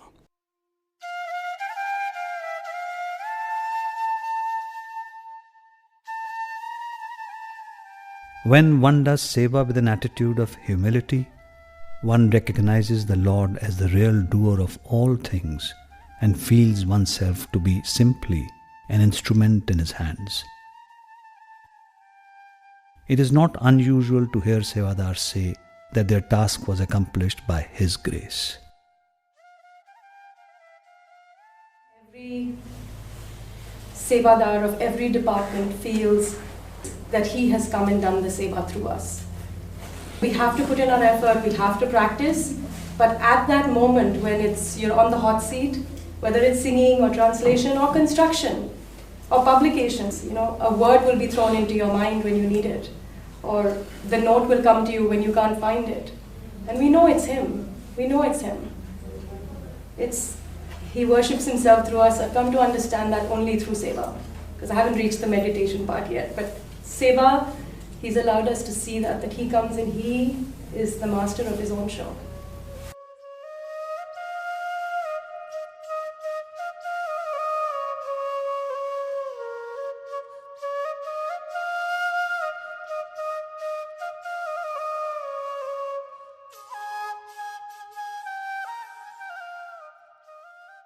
Huzur Maharaj Ji used to say that just as a bird flies with two wings, so does the disciple need the two wings of effort and grace to soar the inner skies.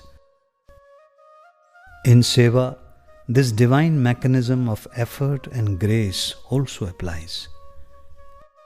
When one performs Seva in a selfless manner, when one is happy to give of oneself in whatever capacity, without expectation, the rain of God's grace falls upon him.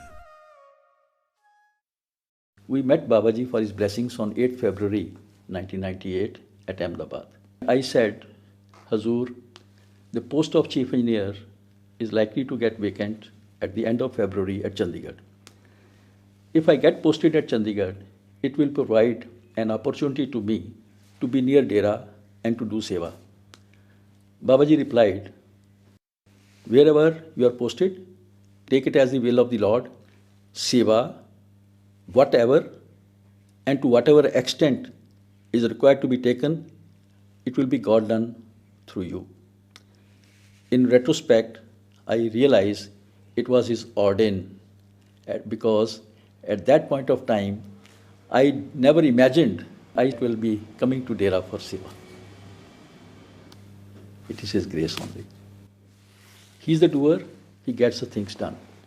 Honestly speaking, the only effort on my part was to accept any kind of Seva, whether of engineering or satsang or administrative,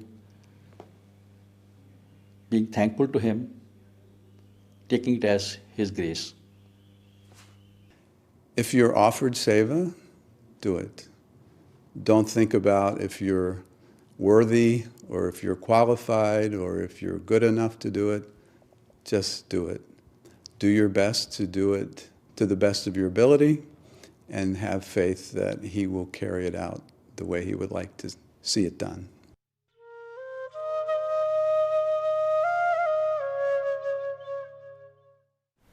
It is by His grace we get an opportunity to do any seva of anybody. Everybody can't get the opportunity of doing seva, I would say. It is entirely His grace that we are capable and we get an opportunity to do seva. Many people may be wanting it, may be anxious to do it, they never get an opportunity to do it. Their circumstances don't permit them, their environment's atmosphere doesn't permit them, their family commitments don't permit them. So it's by His grace that we get this opportunity, I would say.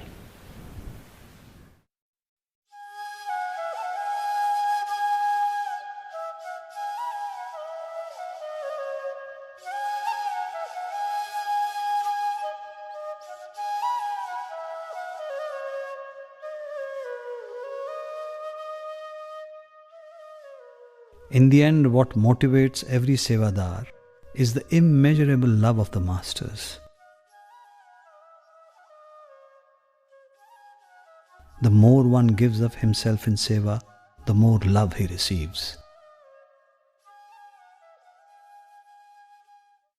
I think for me, my master is the best example.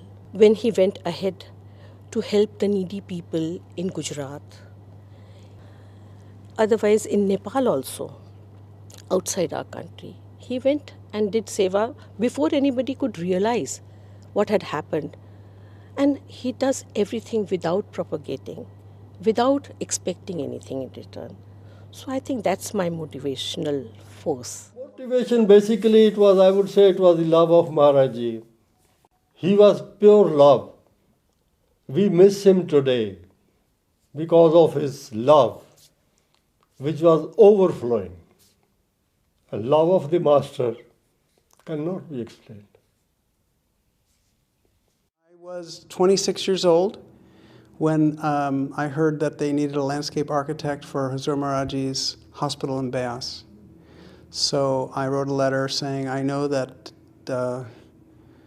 Seva takes a lot of effort, but I'm willing to do whatever it takes to do this Seva. And the next thing I know, I was at Dera for 7 months, 1983 to 1984. I just graduated from design school, so I was full of all these ideals.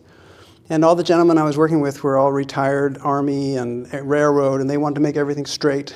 And I wanted to curve all the roads around the trees and everything and make it very, organic. So I explained this to Maharaji, and he said, yes, this is good because not a single tree should be removed more than is necessary, because it is with great difficulty that we grow the trees. Of course, Maharaji left in 1990, and I thought, wow, this is the end. 1995, I got invited by Dr. Templer again, who has been the architect for the hospital, to help with the design of the site plan for Fayetteville. And we had done this plan, and we met Babaji in Hawaii. And we were sitting in a hotel room, and I was sitting next to him like this. And I laid out the drawing, and he goes, oh, so many trees. He turned to me, Babaji said, not a single tree should be removed more than is necessary, because it is with great difficulty that we grow the trees.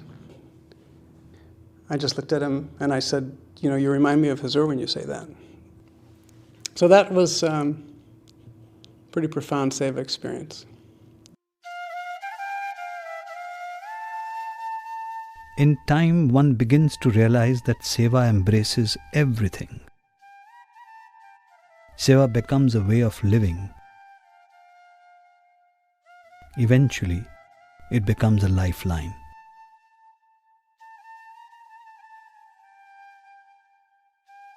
A few Sevadars were asked what would life be like if they did not have Seva. A patient's life without the doctor, without his medication.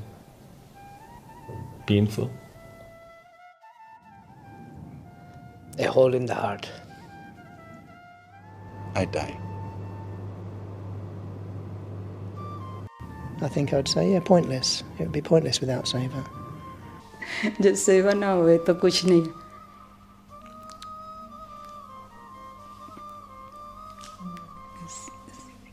सेवा तो बिना कुछ नहीं जिंदगी. Hazur Maharaj Ji would often say that blessed are the ones who get the opportunity of serving others. Whenever anyone thanked Hazur for being such a gracious host, he would lovingly respond, this institution belongs to all of you. Every center belongs to Satsangi. And Sevadar of every center is happy and take it as a privilege to serve the Sangat. It may be anywhere, maybe in your country, maybe in this country, it's immaterial. Because Babaji Maharaj and the great master laid the foundation of Santmat on love and devotion, on service, on humility, on bhajan and simran. And all those high traditions are growing. And I'm glad to see it's growing. So it belongs to, all these institutions belongs to every satsangi, every one of you. You are part and parcel of all this.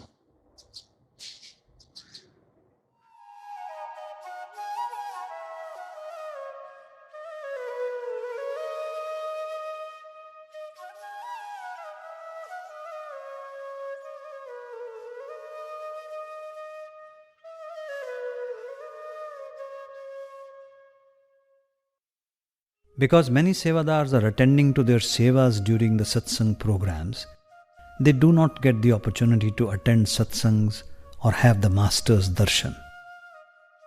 The overwhelming blessing of selfless Seva is that when a Sevadar has love and longing, wherever he is, he will feel his Master's presence.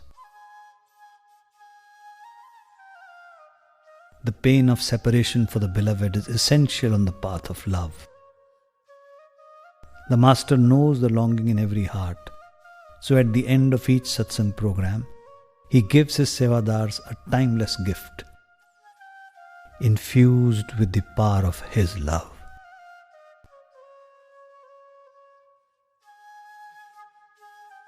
This is their sustenance, the elixir that quenches the thirst of the heart's desire. रख दिया मन तेरे चरणों में, दृढ़ विश्वास अब तुझ पर मेरा, चिंता नहीं रही कोई मुझको,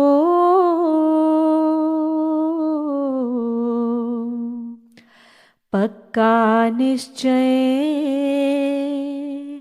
है ये मेरा, चाहे तारे चाहे डुबो दे, सदा कहा मानूंगा तेरा, मांगू ना मैं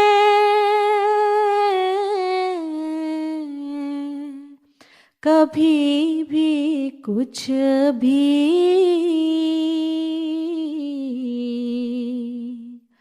कृपा दान यह दे दे मुझको, अगर नहीं तो क्या करूं सेवा, प्रभु यह तो समझा दे मुझको,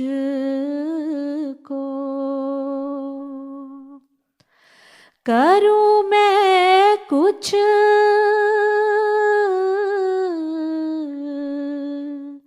या जो हो देखूं,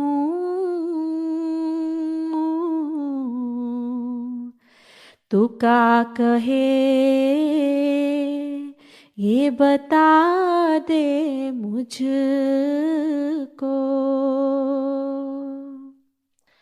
रख दिया मन तेरे चरणों में, दृढ़ विश्वास अब तुझ पर मेरा,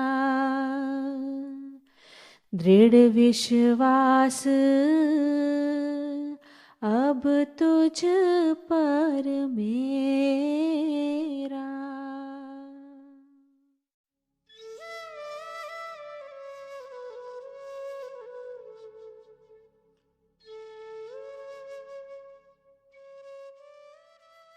Once the master was asked what he wanted out of life. He responded simply, "To please my master." At another time, when he was asked what his role was, he replied, "I am here as a Sevadar."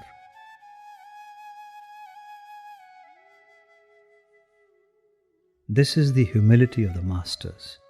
Despite their greatness, they see themselves as a servant of the Sangat.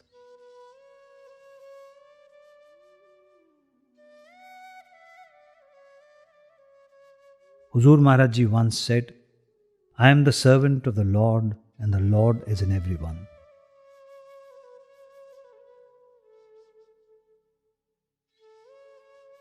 His inauguration speech is a poignant example of the humility of the mystics.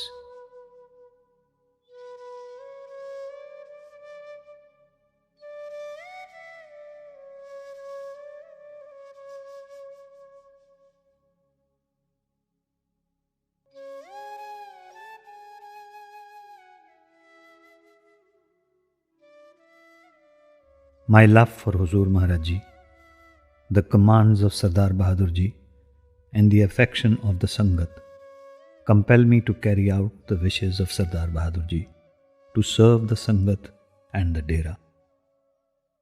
But when I look at myself and my shortcomings, I feel diffident and find myself unable to decide whether I am really fit for these onerous duties. Compelled by Sangat's love and faith in Huzur Maharaj Ji, I have submitted myself to the Sangat, and the Sangat can do as they see fit.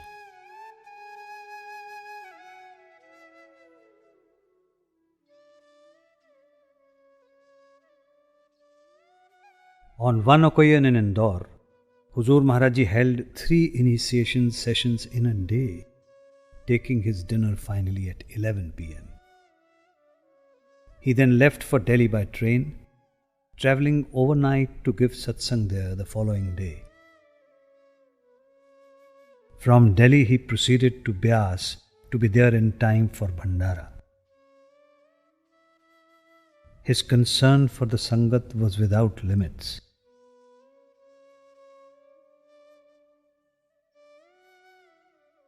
When he had his first heart attack, Huzur Maharaj Ji explained to his doctor why there was no question of him cutting back his schedule. He said, "Dr. Sahab, when a fisherman throws food in the water to attract fish into his net, if the fish gather in large numbers, he does not then refuse to pull the net, saying it is too heavy. This he should have realized when he threw the food into the water. Now he has no option but to haul in the entire load. Now there is no way but to initiate these souls.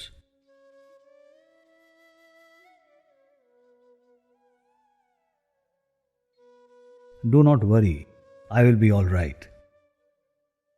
Doing great master's work never tires me. I am happy to do my duty."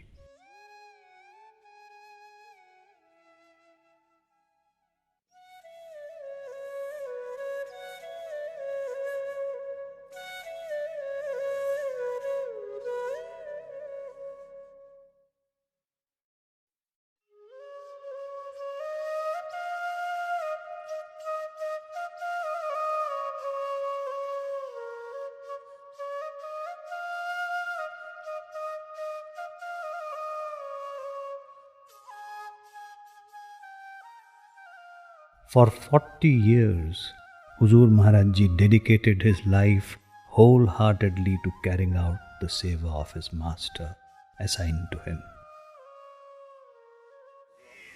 सारा क्योंकि ultimately इस हिस्से में मैं लंगर के अंदर लिया लंगर का परला बंदा लेवल है ना वो भी सूट कर देगा हाँ तो उस On his last day in the office, he wrote on his desk diary, "In the service of my Guru, the true Master."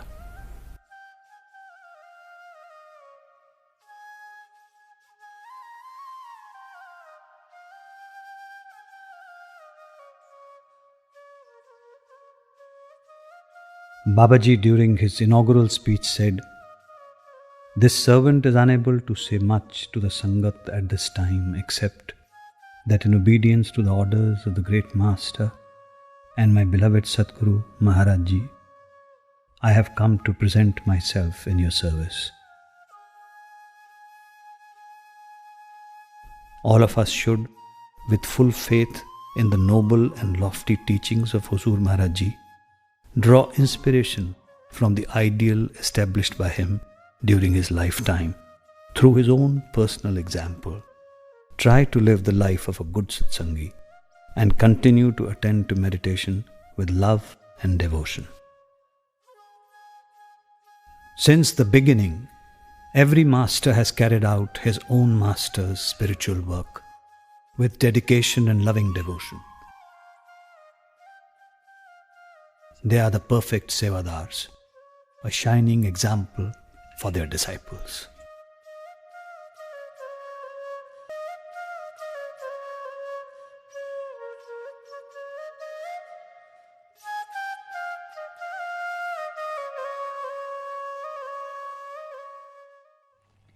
I think all through his life, the Master has given his prime years to Seva, to Satsang, and to the Sangat.